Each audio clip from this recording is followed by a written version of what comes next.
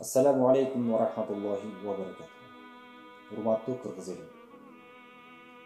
Бүгүнкү күндө көчө кыдырып, ар бир үйгө пайгамбарыбыз Мухаммад саллаллаху алейхи ва салламдын бизге алып келген Аллах Тааланын динин жеткирип жүргөн, эшиктерин такылдатып, аларды мечитке чакырып жүргөн,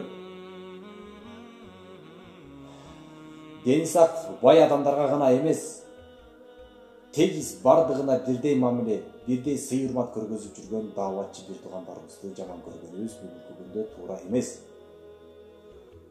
Дааватчы бир туугандарыбыз Кыргызстанга эч качан коркунуч алып келген эмес жана алып келбейт дагы. Өзүнүн максатын түшүнгөн, өзүнүн негизги ой пикирин түшүнгөн дааватчы ал мамлекетке эч качан зыян жана коркунуч алып келбейт. Тескерисинче, ал мамлекеттин түптөлүүсүнө, мамлекеттин сакталуусуна өзүнүн салымын кошот. Урматтуу мусулман бир туугандар, урматтуу кыргыз эли, бүгүнкү күндө уюшуп алып, карылар үйүнө зыяратка барып, алардын ал акыбалын сураган кимдер? Бүгүнкү күндө дуду уксун, көзүн сокур дебестен мүмкүнчүлүгү чектелген деп аларга жардам бергендер кимдер?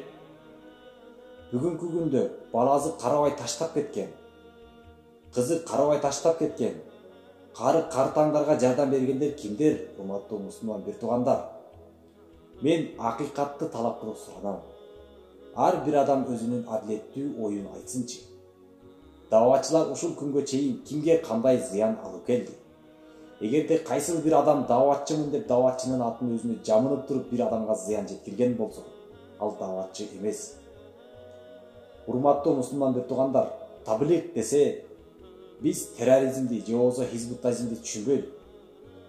Таблиг дегендин мааниси жөн гана жеткирүү деген сөз. Басып барып бир кабарды досуна болобу, бир тууганына болобу, же аманат кылып бирөө айткан кишиге болобу, кыскасы басып барып жеткирген адамды таблиг деп коет. Таблиг жөн гана жеткирүү. Ал эми дааваттын мааниси чакырык. Чакырык. Аллах Таала дагы Куранда бизди чакырган. Аллаху яд'у иля дари салам. Аллах Таала тынчтык үйүнө чакырды. Аллах Таала өзүнүн пенделерин тынчтык үйүнө чакырды.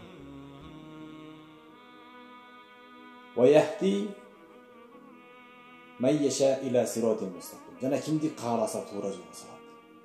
Урматтуу бир туугандар, даават таблиг дегендин маанисин, максатын терең ой жүгүртүп түшүнүп алып туруп, андан кийин ошол туурасында маалыматтарды чыгарсак жакшы болмок.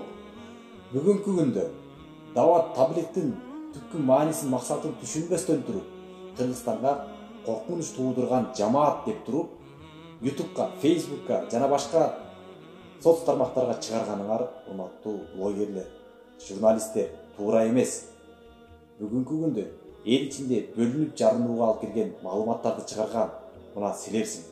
Жалган маалыматтарды чыгарып, жалган маалыматтарды таратып, элдердин аң сезимин бузуп, бүгүнкү күндө Кыргызстандын ичинде дүрбөлөң чыгарган, Кыргызстандын ичинде тынчтыкты орнотпогон, тынчтыкты бузган мына силерсиңер. Урматтуу мусулман бир туугандар, алдамчы, жалганчы маалыматтарга ишенбестен, акчага сатылган блогерлердин маалыматтарына алданбастан, акылыбызды, ой пикирибизди туура жүгүртүп, ким кандай иш кылып жатат, кимдин кандай элге пайдасы тийип жатат, адилеттүү көз караш менен карап багалап билели.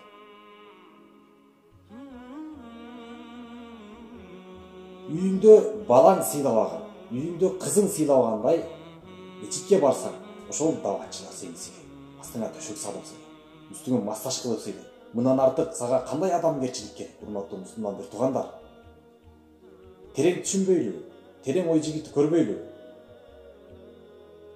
Адилеттүү көз караш менен өзүбүздүн ой пикирибизди айтып көрөлү. Ассаламу алейкум ва рахматуллахи ва баракатух.